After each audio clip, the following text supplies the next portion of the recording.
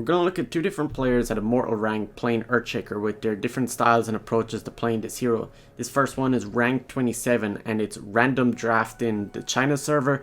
So this is kind of a popular mode for people who don't know in the China server at Immortal rank. And the first thing that this Earthshaker does is he blocks the creep wave, pops a clarity, and then body blocks the creep wave. So what ends up happening here is that he throws out a Fisher trying to body block the Warlock, preventing him from walking through the trees. He misses it a little bit, so Rubik has to lift him over the Fisher. It doesn't pull out a kill, but if the Warlock committed a little bit further there and tried to fight the Earthshaker, he would have ended up dying.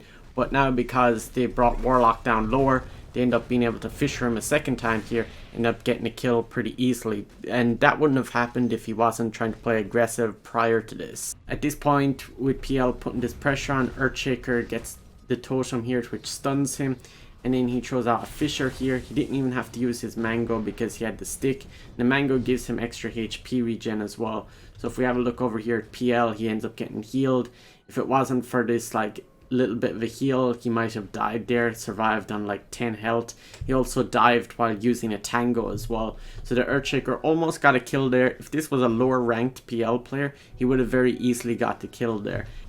And again here you have a dive, and this time they're diving with the siege creep pushing the tower, and Earthshaker kind of just has to stand back, and he ends up getting his mango used here, so the mango that he saved from earlier, and blocks PL into this spot, and a slightly better timing there on the stun by Rubik. So now Earthshaker has hit level 6 and PL has left the lane. The Warlock ended up pulling his creep wave, and now his creeps are coming. This ends up setting up an Echo Slam here, and the Warlock even nearly gets away from this as well. As you see, he goes through the trees and just about gets the last hit here onto him. If someone TP'd rotated to save the Warlock here, maybe Earthshaker could have died. I don't really know what's going on with the rest of the players in this match, but what you do end up seeing here is that Earthshaker's courier died during that. Warlock attacked the courier, got 300 gold, which was roughly the same amount of gold that Earthshaker got for that kill. The only difference is that Earthshaker got experience for the kill, which Warlock didn't get for the courier. Now we're looking at the other Earthshaker, Earthshaker B, who is playing position for Earthshaker. He's got boots and 2 clarities starting off, and he's going to go for a kill at the bounty runes, looking for first blood. Now he doesn't end up showing here, and he moves up along this way. He allows the Lich to go in first with Troll, and he throws out a nice Fisher block here onto the Slarder, which blocks him in at this point, and he can't really get out that easily. He's like trying to bait out a Fisher block. So once the range creep is down here, he gets a kill on the range creep and blocks Naga in. Now she has to tank like most of the creep wave, but she hasn't aggro the creep wave here. If she starts attacking Beastmaster or Earthshaker right now, she aggroes all of the creeps, which she'll end up taking a lot of damage. Now Naga does have a lot of armor starting out, but she ends up having to use her tango here and her first spell to kind of try and defend herself, because Bane can't really do that much against this type of lane. He's going for another creep wave pull like the Beastmaster did. Now this time Bane has managed to catch him. He is pinging the ground here trying to look for help. And this time Bane is going for the runes, the 5-minute runes he's trying to bait out. But because Earthshaker has Tranquil's very fast movement speed, not only is he able to get the runes here pretty easily, but the Beastmaster is able to come in and slow him with double bores, and Earthshaker's stun following up on top of this as well. And this does end up resulting in a kill here. So 5.5 minutes in, Earthshaker's after using a clarity, he's rotating to mid, looking for a Fisher block, but the Bane ends up catching him out here. He already knows where Earthshaker's rotating to. It's a little bit predictable at this rank for players to know what the Earthshaker position 4s will try to do. As you see, Earthshaker's contemplating whether he should go up there or not. Maybe the Shadow Fiend might be able to kill him. So at this point he ends up going for the Power Rune, and a Haste Rune spawns. Now at this moment you think, okay, this Earthshaker is hella dead. Shadow Fiend's after popping his mango. There's not really much way that you can escape from this scenario, especially against a Haste Rune Shadow Fiend. But he ends up getting an amazing Fisher block here and a totem stun as well, and he ends up just being able to run away. At this point, if we have a look at Shadow Fiend's perspective, you end up seeing he can't see up the high ground to where Earthshaker is. If he went for directional movement there, maybe Shadow Fiend might have been able to get a raise, a slightly better Shadow Fiend player. But because Earthshaker has a reasonable amount of health, he might not have died from a level 3 raise.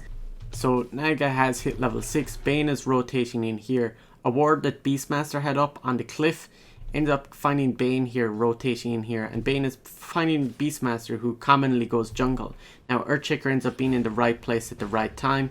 He also has his wand. Without this wand charges, that if he wasn't sitting in lane gaining these charges, he wouldn't have been able to do this play, which saves Beastmaster.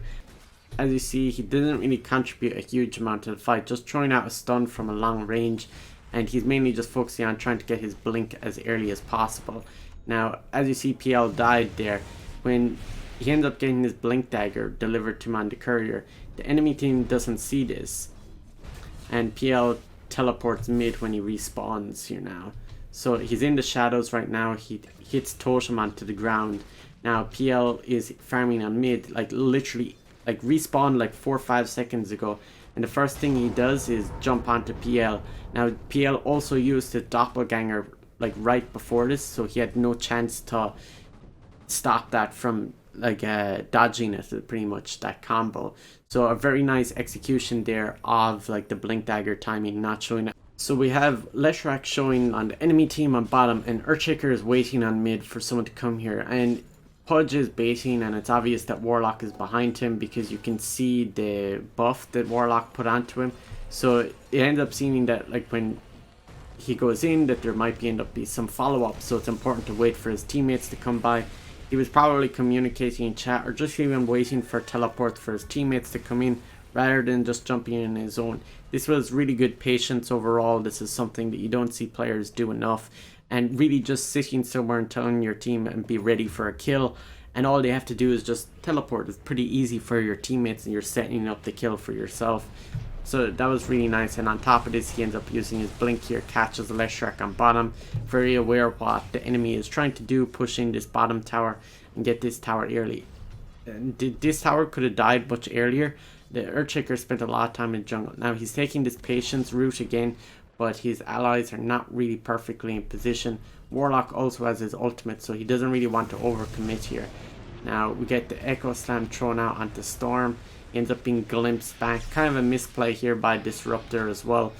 So not the most amazing start to a fight here, but they do end up catching the Pudge here and getting the kill. They don't find anyone else after this, but for the most part that is Warlock's ultimate down, which is kind of a more important ultimate for the enemy team to take a fight.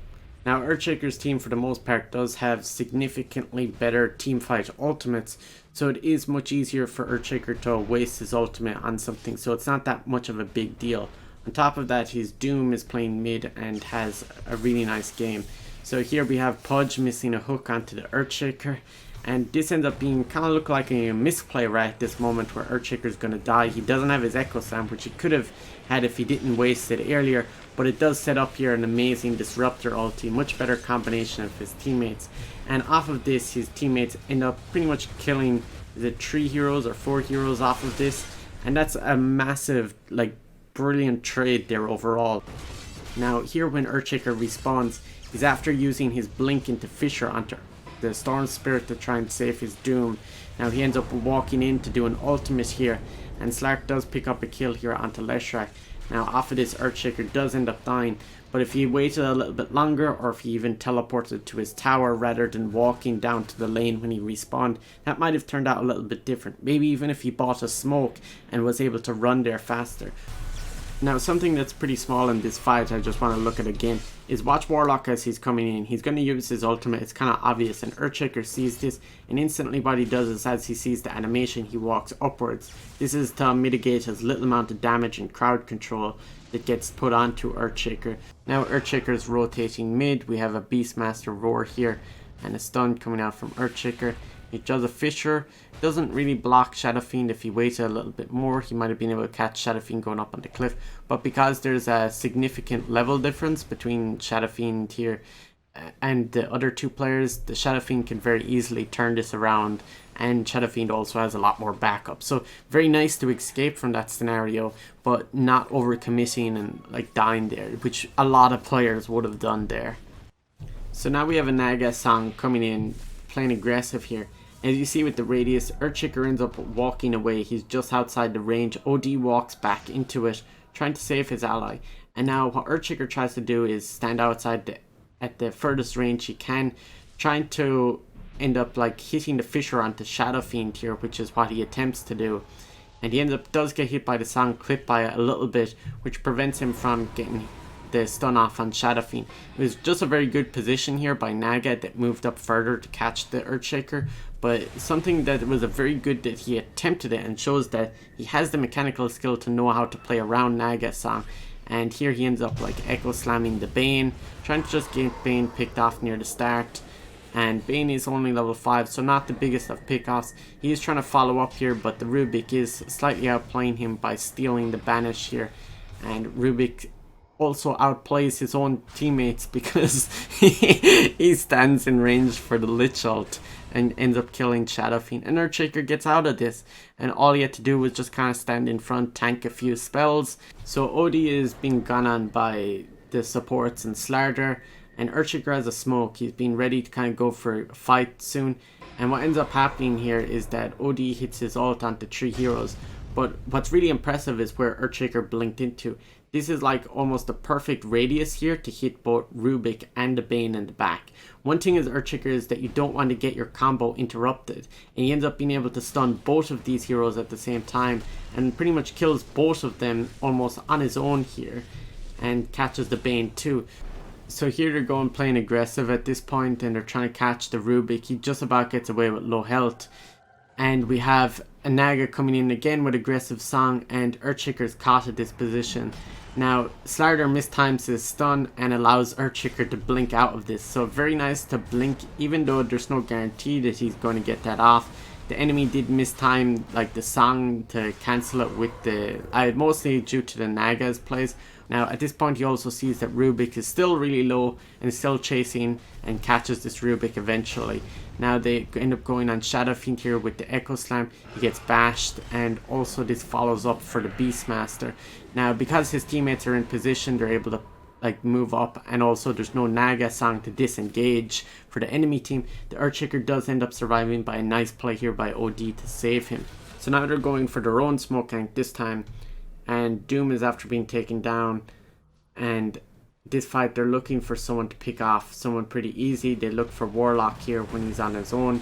He throws out the stun, almost messed it up because he caught Warlock on the other side of the Fisher. This does force Warlock to buy back instantly because the Radiant side is trying to take Roshan at this point. Now they are running here. He still has Echo available.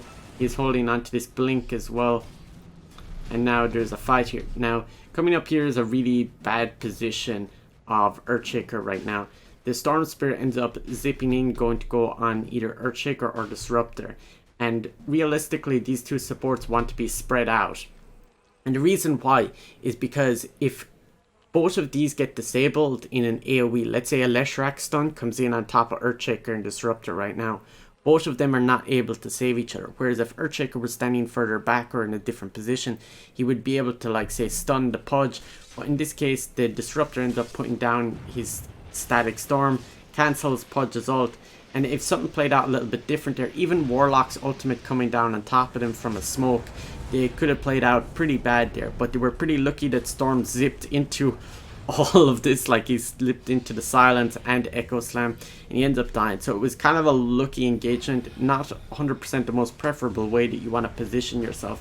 So now the Doom is being gone on here, he's taking all the damage. Earthshaker throws in a Fisher, which very easily sets up Disruptor ult onto a triple. Oh baby, a triple. And we have Earthshaker coming in here. He doesn't have Echo Slam, and the PL I think got Glimmer Caped. And Earthshaker is BKB'd right now. He can just go in and right click people. But at this moment now he has 3 seconds left for Echo. And right now would be the most amazing time to press Echo. Unfortunately he doesn't have it. If he waited like 2 seconds more he would be able to hit Echo, maybe like go for it. But instead he blinks in like this. He throws out a Fisher, which is a high mana cost spell. And this is interrupting Earthshaker's combo. This is something that you really don't want to happen to you. And this was happening in the other game with the enemy supports. But Storm Spirit is very quick to interrupt him here. Very fast reaction. And the enemy get to split now just because of that stun that Storm Spirit pulled out. So now he has an enchanted quiver. He goes in on Storm. He hits Storm with the quiver now. And he almost kills him. But the Glimmer Cape ends up just about saving him. There was also no follow-up. but they end up catching Pudge here with the BKB. He can kind of just tank the rot damage, and now you end up seeing Leshrac is here. He also gets saved by a Glimmer Cape. And maybe you say like, oh, you want to maybe be buying dust. Like, this does happen in Immortal as well. It even happens in pro games. I was watching the True Sight and they didn't have detection. So it happens like pretty much everywhere. And Leshrac does end up going down. He buys back pretty much instantly. And either way, having the dust or not, ended up still getting the kill on Leshrac. Now Storm is zipping around. He did catch the Rubik there for a kill. But for the most part, it is very obvious that the Earthshaker is trying to play aggressive in these fights, and he's swapped out to go spider legs now. And a lot of the time what he ends up doing for pretty much the rest of the game is putting in stuns, just trying to be annoying in the middle of team fights and surviving for as long as possible, as well as just like following it up with a totem in there. This match goes on like much longer. It's like a 65-minute game and you almost throw, but for this video I want to like focus mostly on like the first 30 minutes or so. So this match is much closer. The net worth is almost identical on both sides, and this time Shadow Fiend is now pushing with the Aegis just before it's going to run out, and Earthshaker is standing on the cliff up here, and you end up seeing that they're going for this tower. Like, there's a bug right now in the replay, but this tower is alive here, and Earthshaker is waiting patiently, and he knows that the supports like Rubik and Bane are standing behind, and if he goes for a combo he's going to get interrupted, as we saw with the Storm Spirit that was interrupting Earthshaker. We're going to see a similar thing potentially happen if Earthshaker goes in here, but he's aware of this. He can predict ahead of time what's going to happen. You even saw Bane show there for like a second through the trees. So Shadow Fiend still has his Aegis for another like minute or so, and he ends up like farming at this position. And now Radiant team know that the Aegis is going to run out. They have a really good timer on this and they end up using a smoke. Now Shadow Fiend's Aegis is here right now and it runs out right at this point. At the moment, the Radiant side now have vision of Shadow Fiend in the river, and they can see him walking up through the river. They could also see him farming that camp because of the hawk that's giving vision at this point, and not an observer ward. So the Earthshaker is following up with his team. He's in position, following along, and you end up seeing Shadow Fiend just up here farming a small camp. And Earthshaker could blink and try and Fisher block him here. You might want to even start with the Echo, but the idea is they don't catch anyone here, and it kind of ends up being a weird interaction. OD ended up using his blink here. Now the smoke is after breaking here on Lich, and they don't end up catching Shadow Fiend. This could have ended up turning out pretty bad here, and not necessarily the perfect like start to a fight, but they do catch a banish here onto Slardar. This works out kind of okay here, and he also gets the banish onto Shadow Fiend. Now Shadow Fiend is trying to ult here, and what you'll notice from Earthshaker is that he holds onto his Fisher. See how he cancelled the animation here? Now when Shadow Fiend goes to cast his ult again, or to try and do an ult, the Earthshaker is just trying to be annoying to Shadow Fiend and cancelling like the cast animations like this, and just making it hard for Shadow Fiend to do his stuff. And the Shadow Fiend decided not to go BKB, and this is incredibly good punishment of no spell immunity on Shadow Fiend. So now the Radiant side has a pretty big advantage. He's after picking up Craggy Coat on Earthshaker. He uses Totem here to start on Shadow Fiend, and Shadow Fiend Manta dodges it. Pretty impressive Manta dodge, but as you see, what Earthshaker does is he backs out of the fight. What he wants to do is hit a second Fisher in the middle of the fight, maybe get like an Echo Slam, just not get caught by the song and picked off early. As you see now, Shadow Fiend, as he's trying to cast his ultimate, Earthshaker comes in with a really nice time to Echo Slam, very good patience to wait for the creep wave and then stack up to burst Shadow Fiend down very easily. He also can throw his second Fisher of the fight and chase after Naga if you want. Naga has a pretty hard time killing him because of the Craggy Coat, but even if he has trouble trying to like get away from Naga, he also has that Shadow Blade available if he really needed it. So tell me, which heroes do you want to see next in this series? I find these pretty fun to make. They're really good to see the contrast, the difference between the players. And if you enjoy this type of content, make sure you subscribe so you can see more of it. As well as that, I'm also streaming over on Twitch now, so if you want to actually see me play some Pepega matches and try and carry my team as support, you can go follow me over on Twitch.